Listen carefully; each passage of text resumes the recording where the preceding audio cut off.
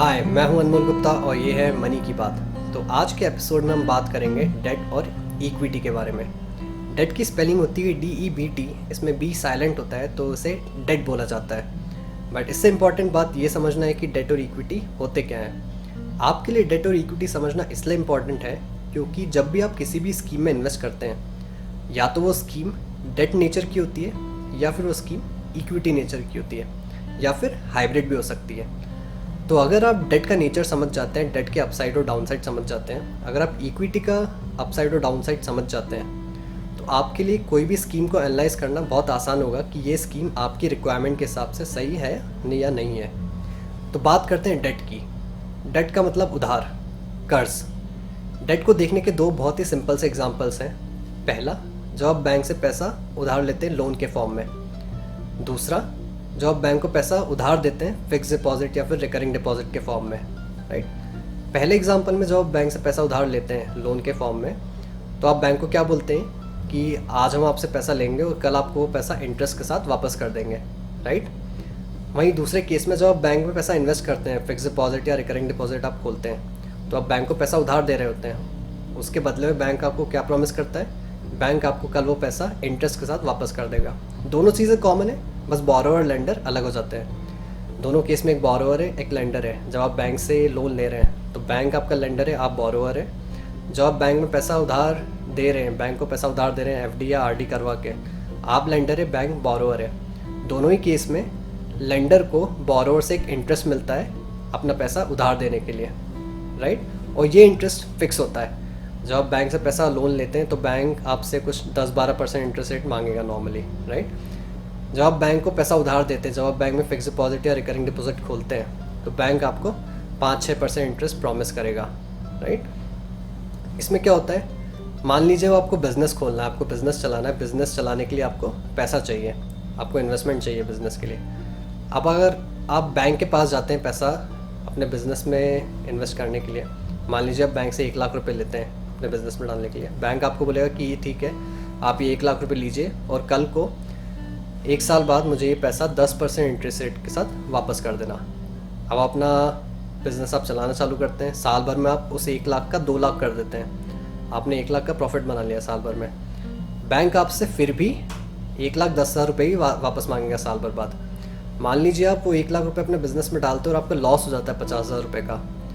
उस केस में भी बैंक आपसे एक्सपेक्ट करेगा कि आप पूरे 1,10,000 रुपये पे करें। बैंक को कोई मतलब नहीं कि आपने कितना प्रॉफिट कमाया, कितना लॉस कमाया।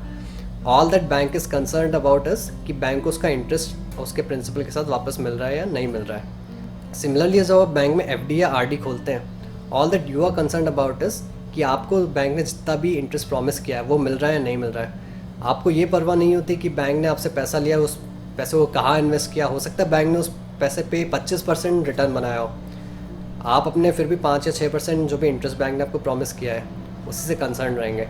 हो सकता है बैंक ने आपका पैसा लेके इन्वेस्ट किया और बैंक ने लॉस बनाया उस पर, you will not be concern about that loss, right. You will still expect कि बैंक आपको जो भी इंटरेस्ट प्रॉमिस किया बैंक ने वो पे करे।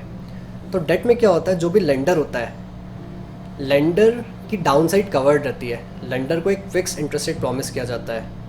लेंडर को जो भी बोरोवर ने फिक्स इंटरेस्ट प्रॉमिस किया है वो मिलेगा ही मिलेगा, राइट। बट इसका डिसएडवांटेज क्या है, जैसे मैंने आपको बताया था कि अगर आपका बिज़नेस 1 लाख का प्रॉफिट कमा जाता है, आपने 100% प्रॉफिट कमाया है 1 साल में, बट बैंक को फिर भी उसका 10% ही मिल रहा है, राइट। तो अप साइड भी कैप्ड रहती है डेट में।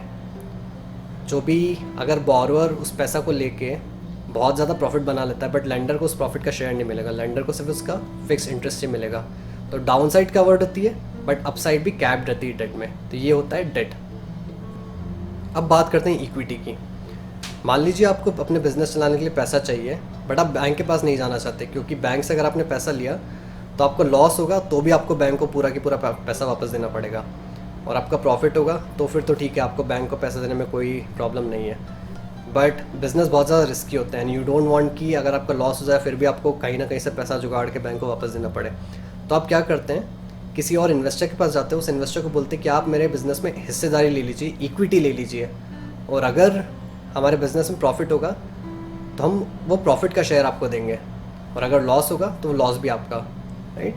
तो मान लीजिए जैसे मैं आपके बिज़नेस में इन्वेस्ट करता हूँ बैंक की जगह, 1 लाख रुपए आपने खुद ने डाला, 1 लाख रुपए मैं डाल देता हूँ, तो 50% इक्विटी आपकी हो गई, 50% इक्विटी मेरी हो गई, मतलब 50% ओनरशिप आपकी, 50% ओनरशिप मेरी। अगर कल को ये बिज़नेस 1 लाख का 2 लाख रुपए बना देता है तो हम दोनों आपस में 50-50 रुपये बांट लेंगे।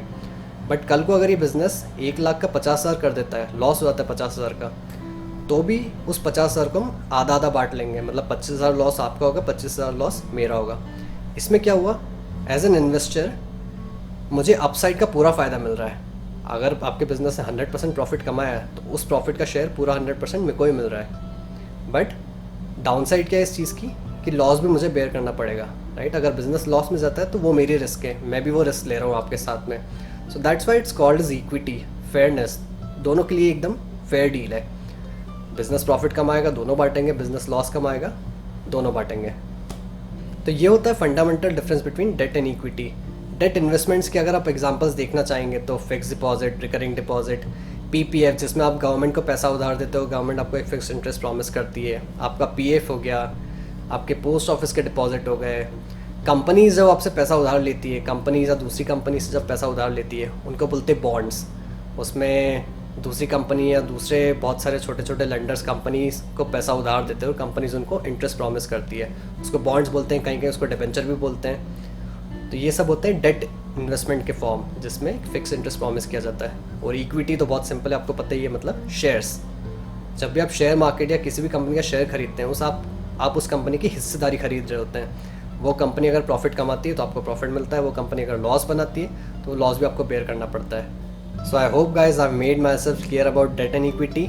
और डेट और इक्विटी का कॉन्सेप्ट यूज़ करके मैं आगे और भी आपको तरह तरह की स्कीम्स एक्सप्लेन करूँगा। So stay tune to money की बात and do hit the subscribe button to stay updated with the upcoming episodes. Thank you.